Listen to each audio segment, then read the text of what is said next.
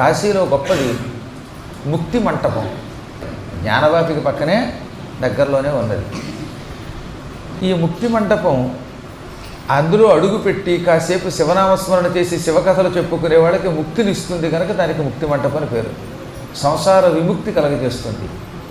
ఈ మంటపం పరమనీచులను కూడా అనుగ్రహిస్తుంది.